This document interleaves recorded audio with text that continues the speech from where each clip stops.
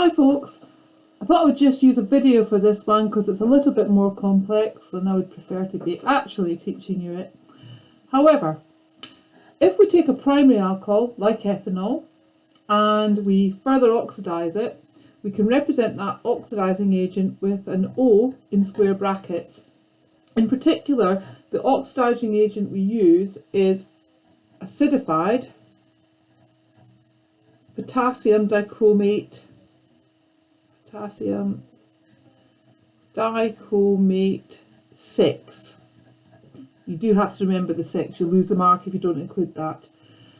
So when asked the conditions for this reaction, you would say the conditions were acidified, that's usually some sulfuric acid added to the mixture, and you'd have to say the reagent was potassium dichromate 6.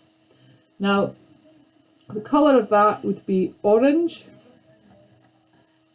and as the reaction proceeded to form the aldehyde, which we'll draw here in a second, the orange colour would turn to green. Okay, so we would go from having ethanol to having ethanal.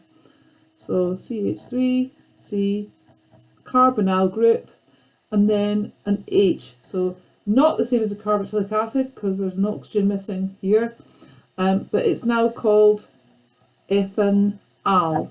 So we've oxidised the primary alcohol, ethanol, to ethanal, which is an aldehyde, using the reagent acidified potassium dichromate 6, orange in colour, and when it forms, this is going to go to green.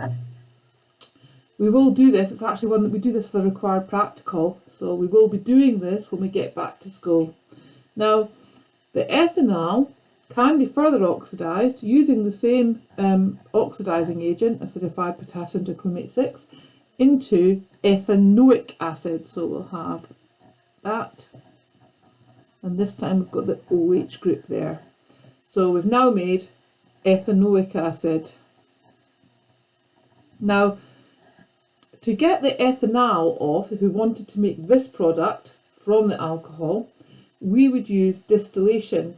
So we would heat it up in the distillation equipment, which we looked at before we weren't in school anymore, and we would actually collect the ethanal because it's actually got quite a low boiling point, so it would come off really easily and could be collected and then condensed.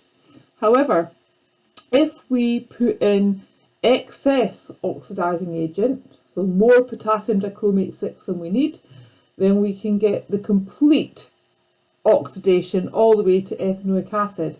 Now, to do that, we wouldn't use distillation.